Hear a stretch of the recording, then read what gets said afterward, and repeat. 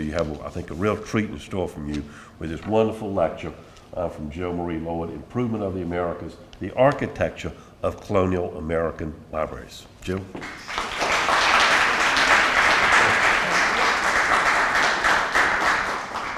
Artie, thank you so much for that wonderful introduction, and thank you to Steve and Laura for sponsoring my talk this evening. It's really a treat to be here in Charleston with you all. This lecture I'm going to give this evening is based on a chapter of my dissertation that I wrote on public libraries in New York City. One of the things I'm particularly interested in colonial American libraries is the physical form of the library, how sort of people took this idea of public reading and the public library and transformed it into built form. So from the earliest settlement of the American colonies, reading was seen as a transformative act. Through reading, either in private or aloud, Americans could effect change. Native Americans would convert to Christianity, and capable European Americans could improve their position in colonial society through reading and hard work. It is not surprising, then, that religious societies were the first to establish libraries in North America. University and society or subscription libraries followed soon after, and by the early 19th century were found in many US cities. The images I have on the screen are a little bit later than the colonial period. They date to 1848, but I chose these genre paintings to sort of give you a sense of the importance of reading in the early Americas. The rise in literacy rates in colonial America led to an increase in the production of books and other printed matter, such as newspapers. Between 1710 and 1790, literacy rates among white men in North America rose from 70 to 90%. Although precise literacy rates for women were not known, it is assumed that they rose at a similar rate, even though the overall rates were lower. Between 1740 and 1770, the number of printers and book publishers in North America doubled, and the number of imported books increased more than tenfold. Libraries and readings were considered part of the nation's educational framework and contributed to the American idea of improving one's life through intelligence and hard work. For example, in Notes on the State of Virginia, Thomas Jefferson proposed a three-tiered education system where all white male children would attend a school for 3 years to learn the basics of reading and writing. Those who could afford it, plus a select group based on merit, would continue their studies at a grammar school where they would learn, among other things, Greek and Latin. Upon graduation, an even smaller group would be chosen to receive an education in the sciences at a public university. In his scheme, the brightest could succeed regardless of their means. Books, reading, and libraries would make all of this possible. However, Jefferson's writing hints at a potential problem with public libraries. If reading is a way to improve oneself, then in theory, it could possibly challenge the accepted order of American life. Slaves were not allowed to read, and Native Americans were given access to books only in an attempt to Christianize them. For example, even though members of the Charleston Library Society, which was established in 1748, considered their library to be an important tool to educate and acculturate the enslaved Africans and conquered Native Americans living within the city, in fact, those groups were not given access to the library. Thus, the stated goal of universal education was not met. Of course, because colonial libraries were open to only those who could pay for membership, they were not truly public. The public did, however, take an interest in these institutions and was often critical of them. The Portsmouth Athenaeum, which was incorporated in 1817, operated as a men's club in which its members debated political news as well as enjoyed a private reading room. According to letters published in the New Hampshire Gazette, many residents felt that the library's members wielded too much power in the city. Reading alone did not grant power or status to an individual. This further challenged Jefferson's idea that reading was central to the improvement of citizens. So libraries in colonial America were founded either through an individual's gift to an existing organization, such as the 1638 bequest by John Harvard of 1,700 pounds and his personal library of 400 volumes, to create a college in Massachusetts, later named Harvard College after his gift, or through the creation of a voluntary organization. Other examples of early libraries established from individual gifts include a public library in Boston, which was established in 1658 through a gift by Robert Kane, a library in New Haven established by Samuel Eaton in 1756, the Concord, Massachusetts Town Library, which was established in 1676, and the Library of the College of William and Mary, which was established in 1693. The collections of most of these early libraries were religious in nature and were intended to aid in the conversion of Native Americans to Christianity. Of course, Native Americans were not given unrestricted access to these libraries. Instead, ministers used the books in their work, which was the teaching of Christianity. And on the screen is the image of Harvard College, where the first library there was housed. So as noted earlier, religious libraries were some of the earliest in the colonies. The religious communities of New England imported European libraries as a tool in their attempt to spread Christianity. These libraries were collections of religious books whose donors intended that they be used for spreading the gospel in the New World. The Society for the Propagation of the Gospel in Foreign Parts, a religious organization associated with Reverend Thomas Bray, was instrumental in founding parochial libraries in the colonies. In 1698, Bray founded Old Trinity Parish Library, which was part of the First Trinity Church located in New York City on Broadway facing Wall Street. And this was the earliest library in New York City, and it held 450 volumes. It was destroyed by fire in 1776 during an attack on New York by the British during the Revolutionary War. The image that you see on the screen is actually a late 19th century etching by an artist named Eliza Greatorex, which is supposed to depict the ruins of the First Trinity Church. So the Society Library, however, was by far the most prevalent early American library. It typically contained general collections of books on all subjects.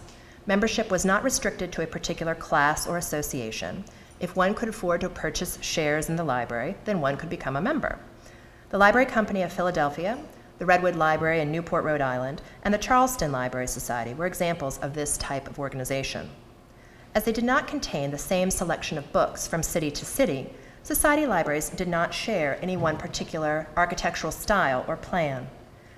They often were located in rooms within other institutions, such as state houses, or if the membership was able, the societies commissioned a purpose-built structure. These structures did not vary architecturally from other contemporary public buildings and often had rental spaces that would add to the library's income. The image that you see on the screen is a later library for the Library Company of Philadelphia, which I will talk about in a few minutes. So many library historians consider the Library Company of Philadelphia, which was founded by Benjamin Franklin and the Junto Society in 1731, to be the first society library in North America. And I found this painting by Benjamin West of Benjamin Franklin that's actually in the Philadelphia Museum the other day, and I just think it's kind of a wonderful painting.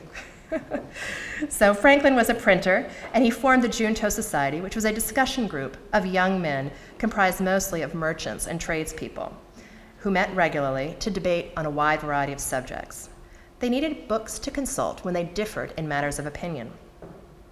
At first, members of the Junto attempted to pool their own books in order to quote, have each of us the advantage of using the books of all the other members, which would be nearly as beneficial as if each owned the whole, end quote. The number of books, however, was not sufficient to warrant this library, and the books were returned to their original owners. Franklin then proposed that they pool their money to purchase a library. The Junto Society opened its library to any member of the public who could afford the cost of membership, which was 40 shillings per share. Although there were printing presses in most major cities, there were few publishing houses in the colonies, which made the purchase of books from Europe necessary to begin a collection. On March 31st of 1732, the trustees of the library sent a list of desired books to a bookseller in England. The list, which reflected the various interests of the Junto, included books on history, philosophy, economics, architecture, and the social sciences. It did not include theological books. The library company's books were first housed in a member's home, but the collection soon outgrew those quarters, and in 1740 it was moved to the second floor of the Pennsylvania State House, which later became Independence Hall. You can see that building on the screen. And the Library Company did not occupy a purpose-built structure until 1791, when William Thornton, who was a doctor and an amateur architect who designed the United States Capitol, won the design competition for the building. The library, which you see on the left, is a two-story brick Palladian-style structure, very similar in style and scale to such colonial houses as Mount Airy in Virginia, which you see on the left, Mount Pleasant and Fairmount Park, and also I think a little bit similar to Drayton Hall. You have this sort of arcade at the bottom. There we go. This sort of triple arch arcade. You have these very sort of Palladian features with these engaged pilasters, with your ionic columns, your sort of pediment. So it gives it this sense of grandeur, but it's really not that much different from the size of a private home. In his autobiography, written between 1771 and his death in 1790, Benjamin Franklin wrote the following about the Library Company of Philadelphia, quote, "This was the mother of all North American subscription libraries, now so numerous. It has become a great thing itself and continually increasing. These libraries have proved to be the general conversation of the Americans, made the common tradesmen and farmers as intelligent as most gentlemen from other countries, and perhaps have contributed in some degree to the stand so generally made throughout the colonies in defense of their privileges." The Library Company provided access to books for many who otherwise would not have been able to afford them. Franklin agreed with Jefferson that reading gave all people the ability to increase their knowledge, and when reading for self-improvement led to independent thinking, that called for a new government. It took on a revolutionary spirit. The Redwood Library in Newport, Rhode Island, is another important model for subscription libraries in North America. Although it was not the first subscription library in the colonies, it was the first to have its own building. In 1747, Abraham Redwood donated £500 for the purchase of books for the library in Newport. Peter Harrison, a prominent merchant and sea captain in Newport, was a member of the library's organizing committee. He was also an amateur architect who, through his travels to England, was exposed to Palladianism. While overseas, Harrison purchased pattern books and assembled an extensive architectural library that included books by James Gibbs, Isaac Ware, and Inigo Jones, as well as William Salmon's Palladio Londonesis. And these were some of the same books that inspired John Drayton in his design of Drayton Hall, and were also probably found in the library of many other colonial Americans. Each of these architects was known for their neoclassical designs based on the work of Palladio. Pattern books, both published and unpublished, were widely used by architects as generators of design. When an architect or builder worked on an unfamiliar building type, pattern books helped him to find an appropriate architectural expression. Harrison's library contained pattern books written by architects whose designs were Palladian, and these were the forms that he adopted for his design. So since there was no precedent for any library architecture, either built or in pattern books, for the facade of the Redwood Library, Harrison borrowed a temple-like elevation from a 1736 English translation from Palladio.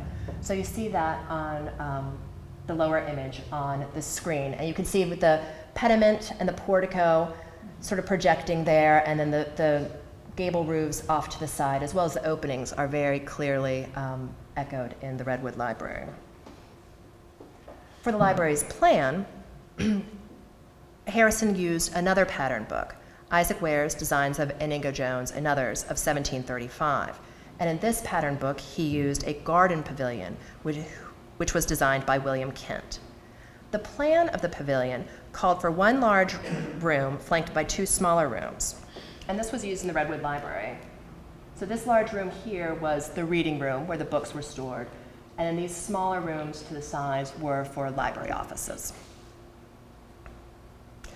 The selection of a classical form for this new building type established a precedent for new public buildings, and architects adopted classical designs found in pattern books for banks, theaters, and prisons. The original collection of books at the Redwood Library included contemporary books on law and the arts, such as Jacob's Common Law Commonplace, Mill's Conveyancing, Fritz's Art of Painting, Horneck's Fortification, and Stevens' Italian Bookkeeping. The library also had classical works by Homer, Virgil, Horace, and Sophocles, as well as modern histories, books on manners, and guides to farming and commerce. The collection reflected the tastes and interests of the library's founders, and its strengths were in philosophy, history, antiquities, and the physical sciences. Although there was no prescribed book list, a general standard for a society library collection was beginning to take shape. It contained books of general interest, but often did not incorporate religious books, which were found in the earlier religious libraries of the colonists. So the southern colonies, as you all know, were not without their libraries. In June of 1748, 19 merchants and professionals founded the Charleston Library Society. On January 10th of 1761, Daniel Crawford, who was then the library's vice president, gave a speech honoring the victory of South Carolinians over the Cherokee who occupied the state. In his speech, Crawford reasserted the purpose of the library. Quote, "As the gross ignorance of the naked Indian must raise our pity, and his savage disposition our horror, it is our duty as men, our interest as members of a community, to prevent our descendants from sinking into a similar situation. To obviate this possible evil and to maintain the desirable end of handing down the European arts and manners to the latest times is the great aim of the members of this society, who are ambitious of approving themselves worthy of their mother country by imitating her humanity as well as her industry, and by transporting from her the improvements in the finer as well as the inferior arts." Here, Crawford reasserted the American belief, advocated by Franklin and Jefferson, that one could better oneself and society through reading. However, certain groups of Americans, particularly Native Americans and slaves, needed to be re-educated in order to emulate the social mores of their conquerors. The Charleston Library Society was the sixth such society library in the American colonies. In Charleston, as in other cities, the library was not just a place to store books, it was also a social center where its members could meet and discuss the issues of the day.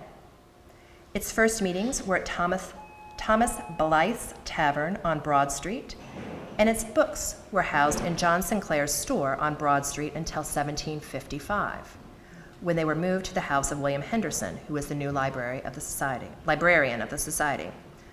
The library continued to move its location periodically until 1765, when its membership leased a room in a building on the corner of Kinloch Court and State Street.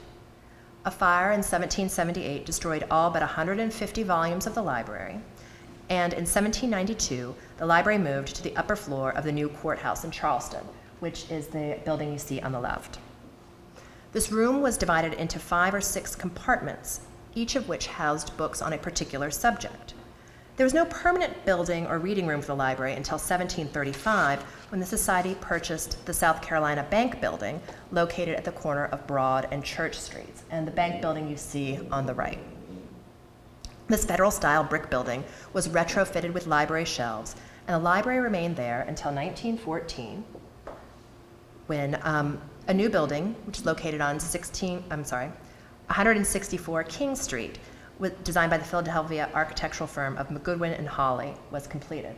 And this is the original library. I know now the annex has been added, as well as the lovely ginkgo trees that are out front. And as I was talking with Steve Gates today, the new balusters that were missing for many years have just recently been replaced. So the last library I'm going to talk about this evening is the New York Society Library.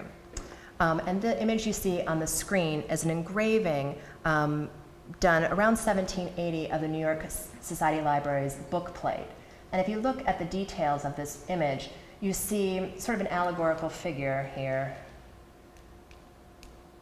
right there, perhaps of knowledge, pulling books off of the shelves and handing them to a Native American who is handing over his tomahawk, perhaps as a way of being, civilized, thank you, that's the right word. Yes. So, in March of 1754, the New York Society Library was founded by a group of 6 men: William Alexander, who was a lawyer and Revolutionary War general, or future Revolutionary War general; Philip Livingston, a merchant; his brothers Robert Livingston, who was a lawyer and amateur scientist; William Livingston, who was also a lawyer, who later became the governor of New Jersey; John Moore and Scott, another lawyer; and William Smith, Jr., who was, again, another lawyer and historian. Philip, Robert, and William Livingston were all members of an established and wealthy New York family. William attended Yale and was influenced by his intellectual life there. When he came to New York in 1742 to study law, he was disappointed with the intellectual climate he found there. He wanted to recreate his life at Yale and even considered returning to the university as a tutor. Instead, he remained in New York City and worked to elevate the status of lawyers as learned professionals. In 1749, William Livingston, William Alexander, and William Smith formed an evening club for lawyers called the Moot, which eventually published a weekly journal, the Independent Reflector. At one of their meetings, they decided to establish the New York Society Library, which they modeled after the Library Company of Philadelphia. Like Franklin and the Junto Society, they wanted to combine the functions of a museum, a research institute, and a library. The founders envisioned the library not only as a collection of books, but also as a place of learning that would have, quote, at some future day, a museum and an observatory, as well as a library, end quote. The library charged a fee of £5, which is interesting to contrast to the 40 shillings charged by the Library Company of Philadelphia. So this library charged £5 a year to join and 10 shillings a year to remain a member in good standing. The founders decided to elect 12 trustees to oversee the library functions and to determine which books would be purchased for the collection. The trustees were responsible for the hiring of a library keeper who would supervise the library during the hours it was open and maintain a list of books borrowed. The members of the first Board of Trustees were James and William Alexander, Henry Barclay, John Chambers, James Delancey, William and Robert Livingston, Joseph Murray, Benjamin Nicol, William Smith, William Walton, and John Watts. These trustees compiled a list of books on arts and sciences and works by contemporary English writers and gave £300 to Moses Franklin, a London book buyer, to purchase them. Non-religious books, of course, dominated the book list. Bosage's History of the Jews, Bolingbroke's Patriot King, Debates in Parliament, Benjamin Franklin on Electricity, Hogarth's Analysis of Beauty, Batty Langley's Principles of Gardening, Shaw's Travels, biographies of Cromwell and Tsar Peter, A History of France, and works by Hobbes, Locke, and Milton, as well as all of Cicero's works in translation. These books are examples of what was of interest to the elite readers of New York City during the 18th century. So the first library was housed in the Millington Collection, which was a religious library in New York City Hall. In 1728, the Reverend John Millington, who was an English minister, left £200 and all of his books to the city for the creation of the Corporation Library in New York City. His books were sent to America, and in 1730, the collection was housed on a second-floor room in City Hall. The image I'm showing you on the screen is a later renovation of City Hall, where it sort of becomes what's known as Federal Hall. And that third story that you see on the screen was added in 1763. At the time of the founding of the library, City Hall was just a 2-story Georgian brick pile with an H-shaped plan, and it was similar to the Governor's Palace in Williamsburg and Richard Munday's Old Colony House in Newport. The inclusion of the library in an upper room of a governmental building mimicked the room usage found in large-scale colonial domestic spaces. Rather than having a specifically designed library room, the library simply occupied a room as though it were a private library in a colonial house. So large houses with rooms for specific uses, such as a library, were rare in colonial America, and this was at a time when most people lived in single-room houses. And in multi-room houses, there were specialized spaces, but most functioned as either rooms for public entertainment or as private bedrooms. If you think of our houses, or some colonial houses that we have here, such as Drayton Hall, you sort of have one half is for public use and the other half is for the private use of the family, although there is somewhat of a bleeding of usage between the two, with the family entertaining people in their private areas. So the image you see on the screen is that of Westover, designed by William Byrd in Virginia. And he had a library of more than 4,000 volumes, and it was located in a flanking dependency of Westover. And you can see the central block here, and this is the dependency where the library is located. And you can see the first floor plan, the library is here. Another Boston architect, builder, and Revolutionary War colonel, Thomas Dawes, described the library in his own house as the attic retirement, where visitors could go after dining at the house to examine the books and curiosities. Another one of America's most famous bibliophiles, Thomas Jefferson, designed his first house, Monticello, with a library on the second floor, which was located physically and symbolically at the head of the property. So by the 1770s, the New York Society Library probably contained about 700 volumes. I think it's interesting to contrast the society libraries with some of the private libraries in the colonies, and they had a significantly smaller number of books. Its hours were Tuesday and Friday from 10 a.m. until noon, and during the winter months, it was open for only 1 hour on Tuesdays. The libraries basically did not function as sort of research centers or places where you would relax and read a book as we think of them now. They tended to be more spaces to circulate and check out books. The first librarian, Benjamin Hildreth, monitored the library to prevent theft. He maintained a list of borrowers and assessed fines. He neither selected the books nor cataloged them. The trustees assumed those duties. During the second half of the 19th century, as librarians became professionals, they continued to maintain lists of readers and fines, but they also began to select books for their collections.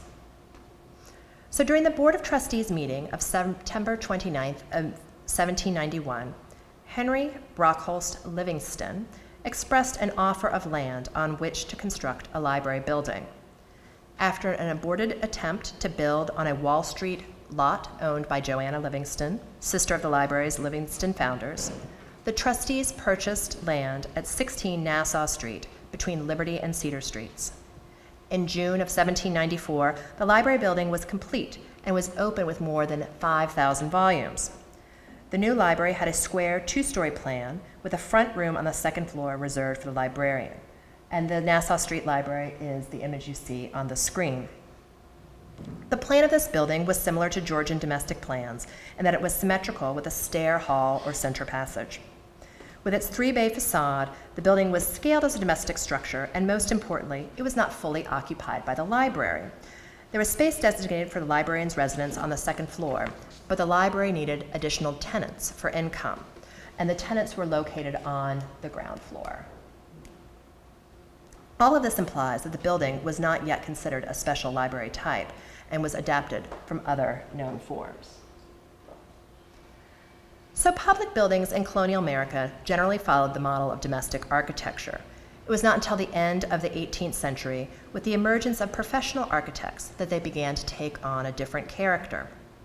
From this discussion of early libraries in the British colonies and the early United States, one can see that there was no single library type.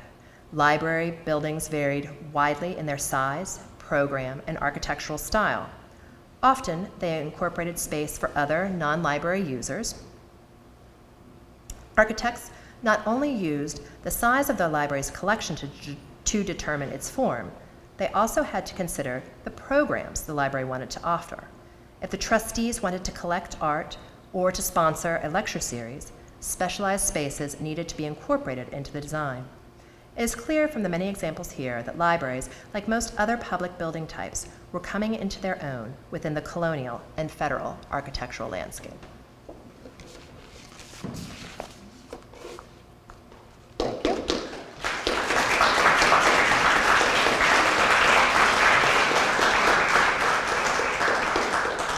So I'm happy to take any questions that you might have about the libraries that I showed you here during this presentation, or about other, I know quite a bit about 19th century libraries, So I welcome your questions and your thoughts.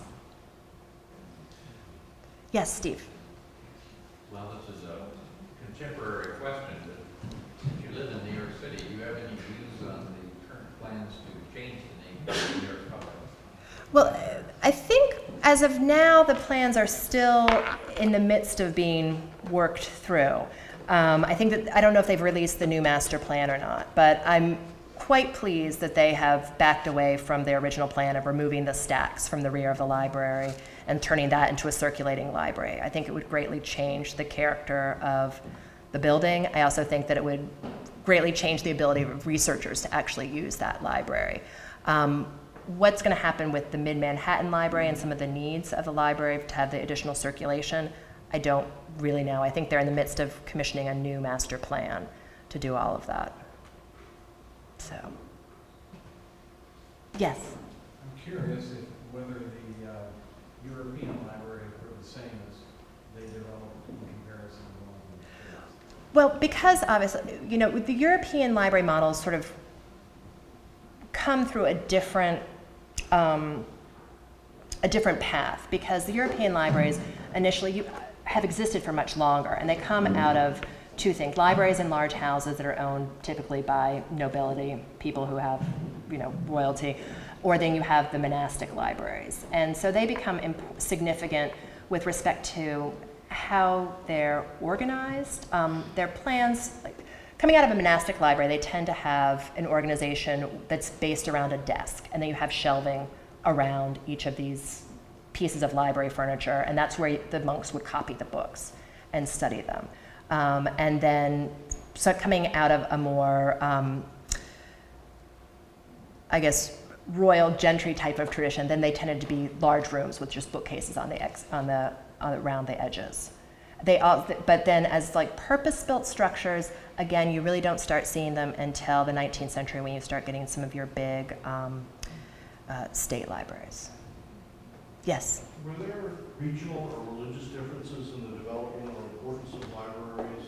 For example, were New England Congregationalists more inclined than Southern Baptists or Presbyterians, or was there pretty uniform development throughout that? I think, you know, the Society for the Propagation of the Gospel, which I was mentioned in my talk, was around, you know, it's around the end of the 17th century, beginning of the 18th century, and they did have libraries throughout the colonies that were associated with the Episcopal Church. And I think as a variety of different religious groups started coming in, I think that those libraries and the desire to send over books with reverends sort of fell out of favor. So I think that the religious libraries kind of, I guess, sort of went on a downward arc as the society libraries were coming up. And I think that would be sort of contemporary with different religious groups coming and settling in the United States. So, yes? Was the William and Mary Library in the Lynn Hall? Yes, it was. Do any of the books still exist? I have no idea. So many of them burned. I was going to say, yeah, that was sort of my first reaction, is they probably burned, but I don't know. That would be good to find out. I should probably ask somebody over there at SWIM. There's a question over here. George? And you were saying that the colonial period, the libraries in a way formed as a certain crucible for the development of libraries in the 19th century. Yes, yes. Could you elongate that trajectory and describe what happens in the 19th century coming out? Well, sort of what colonial happens in the period? 19th century is in the beginning of the century, there's a little bit of a groping around for what a public, not necessarily a public library, but what a library can be. You know, you have your mechanics libraries and your tradesmen libraries start to come in. The whole Athenaeum movement comes in, where you have a library that's also associated with having lectures and public debates and sort of having a very specific educational component coming in. So basically libraries are sort of struggling with what their program is going to be. They're not just about books and the lending and the circulation of books. And then as you get towards the end of the century, with sort of library science being developed and cataloging of books being a little bit more regularized with John Dewey and the introduction of sort of these numerical cataloging systems, that's when libraries really start to become more of what we consider them today. So, yes? I really like that idea of having the trustees order and catalog all the books. Start a movement to do that again I think your librarians might not be so happy with that. No, I have a library. I think it'd be great, we could do other things. I guess that's true. I guess the point of that was really that, librarians and library science just didn't exist at this time. I mean, as I think some of you know from your experience with the Charleston Library, I mean, there were basically lists of books, and books went missing, and there were calls for people to bring their books back to the library. And I mean, that was sort of the primary job of the librarian, was to make sure that stuff didn't get stolen. So, yes, Steve. The Charleston Library Society in its early days collected not just books, but scientific instruments, microscopes, globes, and eventually spun off like a natural history museum. Was that anything like that happening? That was very common. I would say even the Astor Library, which forms in New York in the 1840s, they have maps, engravings, sculpture. And at the Library Company of Philadelphia, they wanted to collect scientific instruments. They wanted to have a laboratory. They wanted to have a research component added to the library. So that was a very common thing. So, yes? Although modeled on the British base, was there anything uniquely American about the libraries that developed in the 18th, 19th centuries that were I think American what's uniquely American is that you could pay your money and you could go to the library. I mean, the European libraries, you either had to have some relationship of the owner of the library with the owner of the library, or you had to be a monk. I mean, there was not really a public library you could just walk into. Yeah. Yes. Of course, we think the Charleston Library Society is one of the extraordinary spaces, but I also think of the Bibliothèque Nationale and, oh my goodness, Henri LaBrousse, just lyrical Yeah, I mean, expression of a reading room. What are some of your favorite spaces, Oh, I think library spaces? the LaBrousse, his libraries, both Bibliothèque Sainte-Geneviève and the Bibliothèque Nationale, are sort of the iconic libraries in the world. I don't know if you had the opportunity to go to MoMA and see the LaBrousse exhibit last year, but they're just, the buildings are remarkable. But those actually they were widely published at the time, and they really become the models for libraries throughout the entire United States. The Bibliothèque Sainte-Geneviève inspired the Lenox Library in New York City. That circular form that you see in the Bibliothèque Nationale, of course, comes from the British Museum Library as well, but you also see it in the Library of Congress. And you also see it in other places like the Carnegie Library in Pittsburgh has that same form. So it really does inspire the future form of the library. Yes? Perhaps a bit off topic in jumping to the 21st century. Seattle has a spectacular downtown library. Yes. San Diego, I don't know if theirs is open yet or not, but theirs is another huge statement. Besides that, what do you think of? Well, there's a lot of discussion now, obviously, in libraries because of once again, sort of the nature of the library is really changing quite a bit. People aren't coming into the library to read their daily newspaper anymore because they have it on their phone. And I know the Cool House Library in Seattle was definitely designed with the flexibility of space in relationship to modern technology. So I think that I think that the library form is going to change because of what is actually housed in them is going to change. So that's not really an answer to your question, but yeah, I think that there's some interesting things happening. We have a wonderful reception followed. I want to thank you so much. Thank you so much. We appreciate it. Thank you all for coming.